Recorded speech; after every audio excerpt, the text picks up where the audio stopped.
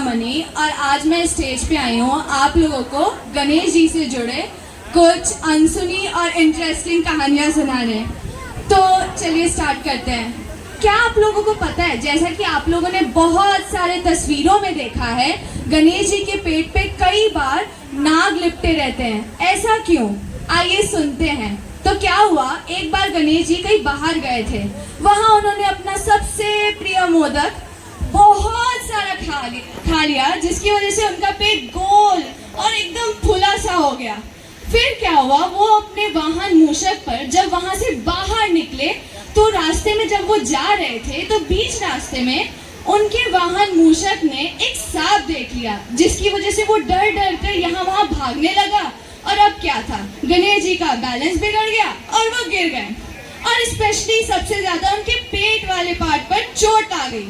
अब क्या हुआ, उन्हें तो बहुत ज्यादा ही दर्द हो रहा था। तो उन्होंने क्या किया, उन्होंने उसी सांप को अपने पेट पे बांध दिया और ये बांधकर वो वापस अपने वाहन पर चढ़ने लगे। अब ये सब जो था, वो ऊपर चंद्रमा बैठे हुए थे और वो यह सब देख रहे थे।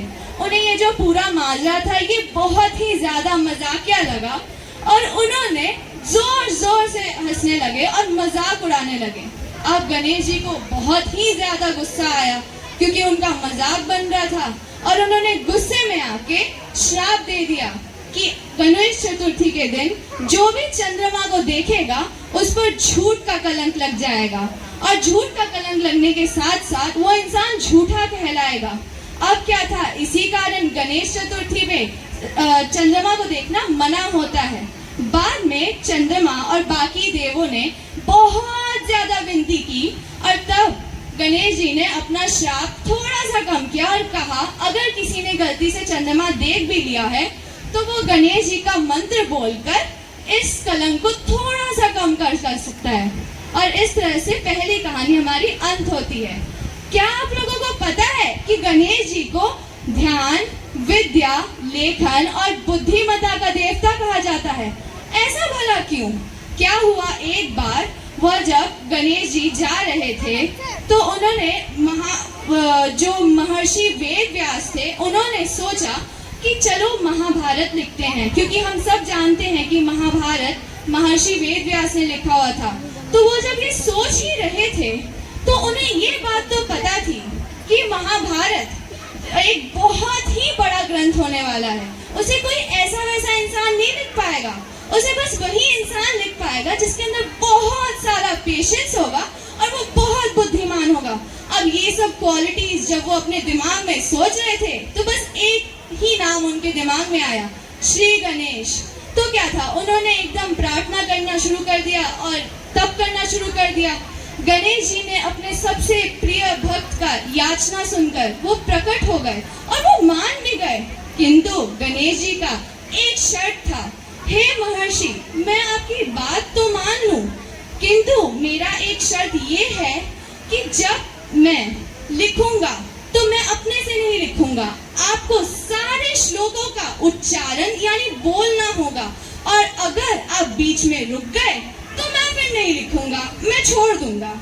तो इस बात को मानते हुए महर्षि ने भी कहा, हे ईश्वर, आपकी जैसी चाहत हो, किंतु मेरा भी एक शर्त है, ये है कि जब आप लिख रहे हो तो आप तब तक नहीं लिख सकते जब तक आपने खुद में वो उसका अर्थ ना समझ लिया हो। फिर क्या था, दोनों ने मान लिया और महाभारत लिखने का कार्य शुरू हो गया। गणेश जी लिखते थे और महर्षि वेद व्यास बोलते थे। तो फिर क्या हुआ, अब इतना बड़ा सा जो कहानी है महाभारत, कोई एक सांस में तो नहीं बोल पाएगा, तो उसे बीच बीच में सोचने का भी समय चाहिए होगा। तो उसका क्या था, जानबूझ के बीच बीच में महर्षि वेद व्यास ने कठिन श्लोक बोलना शुरू कर दिया ताकि गणेश जी जब उसे समझकर जब तक उसे लिखेंगे तब तक उन्हें सोचने का समय मिल जाएगा कि आगे कैसे बढ़ानी है कहानी को। तो इसीलिए जब आप महाभारत का ग्रंथ देखेंगे तो उसमें बहुत सारे कठिन लाइन और शब्दों का प्रयोग किया गया है और इसीलिए गणेश जी को लेखन, विद्या का देवता कहा जाता है और बुद्धिमत्ता से भरा हुआ कहा जाता है। क्या आप लोगों को पता है कि एक बार तुलसी माँ और और गणेश जी में भी नोकझोंक हो गई थी।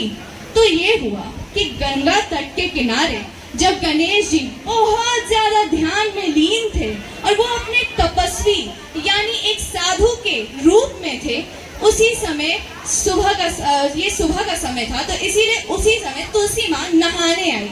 उन्होंने जब गणेश जी को देखा तो उन्होंने उनका ध्यान वाला स्वरूप देख के वो एकदम इमीडिएटली उन्हें पसंद करने लगी और उन्होंने विवाह का भी प्रस्ताव रखा। किंतु गणेश जी तो साधु के रूप में, और हम सबको पता है कि साधु कभी भी शादी नहीं करता, तो इस प्रस्ताव को यह कहते उन्होंने ना किया कि मैं तो साधु हूँ देवी, मैं कहाँ ये सब चीजों में पढ़ता हूँ, ये सब तो दुनिया की मोह माया है ना। और यह कह के उन्होंने विनम्रता से ना तो कहा, किंतु तुलसी माँ को इस पर बहुत ही ज्यादा क्रोध और दुख एक साथ आया और उन्होंने श्राप स्वरूप कह दिया कि आपका विवाह कभी भी सफल नहीं होगा और आप दूसरे सारे लोगों के विवाह में एक बाधक बनेंगे। तो क्या था, इसके क्रोध में आकर गणेश जी ने भी श्राप दे दिया और देवी आपकी शादी भी कभी भी देवों के पूजा से पहले नहीं हो पाएगी। तो इसीलिए आज भी तुलसी विवाह हमेशा देवों के पूजा के बाद ही होती है और चाहे इस दुनिया में किसी की भी शादी हो रही हो, विवाह से पहले गणेश जी की पूजा हमेशा की जाती है ताकि वो बाधा ना उत्पन्न कर पाए और तुलसी माँ का श्राप सच ना हो जाए। अनार तो एक साधारण फल है ना, तो उसका गणेश जी से क्या कनेक्शन हो सकता है एक कनेक्शन, जानते हैं कैसे? एक बार क्या हुआ, माँ पार्वती ने गणेश जी से पूछा, हे पुत्र, इस पूरी दुनिया में तुम्हारा सबसे पसंदीदा फल आखिर कौन सा है? तो गणेश जी ने कहा, अनार। माँ पार्वती पूछती है, अनार? क्योंकि ये बहुत ही नई बात थी, अनार कैसे पसंद है तुम्हें? तो गणेश जी ने कहा, क्योंकि उसमें बहुत सारे बीज होते हैं, उसका हर बीज संतति यानी जीवन का पूरा जो चक्र यानी साइकिल है उसका अच्छे से चलना, समृद्धि यानी ग्रोथ और स्वास्थ्य यानी हेल्थ को दर्शाता है, अतः वो एक सिंबोलिज्म है। तो इसीलिए जो भी भक्त मुझे अनार अर्पित करेगा वह कभी भी दुखी नहीं रहेगा और उसके घर में हमेशा धन और धान्य की कमी नहीं रहेगी। इसी कारण अनार श्री गणेश को अर्पित करना एक बहुत ही शुभ कार्य होता है। क्या आप लोगों को पता है कि गणेश चतुर्थी में 1 या 2 दिन ही सही, कुछ घंटे ही सही, ढोल नगाड़े गीत गाना ये सब बजता क्यों है? लोग आखिर एकदम खुशी से झूम के नाचते क्यों हैं? क्या इसलिए क्योंकि वो बस एक बहुत बड़ा पर्व है? नहीं, ऐसा नहीं है। गणेश चतुर्थी में ये माना जाता है कि गणेश जी जब भी नारद मुनि जो थे, जो सारे देवताओं को मैसेजेस जैसे पास करते हैं व्हाट्सएप की तरह, वैसे थे, बस पुराने जमाने के थे। तो इसीलिए वो जैसे ही पास करते हैं तो उनके पास एक वीणा है, वो जब भी वीणा बजाते हैं ना तो जो श्री गणेश है वो खुशी से झूम उठते हैं और वो नाचने लगते हैं। उसी प्रकार जब गणेश जी भी कई बार वीणा उठाकर खुद ही के गाने में एकदम मंत्र मुग्ध होकर नाचने लगते हैं। आपने कई बार तस्वीरों में भी देखा होगा कि उनके हाथ में वीणा रहती है, तो वो उन्हें गाना और नाचना इतना ज्यादा पसंद है कि वो एक परंपरा ही बन गई कि गणेश चतुर्थी में कुछ घंटे ही सही ढोल नगाड़ा बजेगा, क्योंकि ये माना जाता है कि भले ही हम सब नाच रहे हों, कहीं ना कहीं भले हम ना देख पाए, गणेश जी भी हम लोगों के साथ ही खुशी से नाच रहे होते हैं। और ये बहुत सारे लोगों की मान्यता भी है, इसीलिए पूरे इंडिया में या बाहर भी जहाँ भी गणेश चतुर्थी मनाना है तो ढोल नगाड़े तो एकदम मस्त है।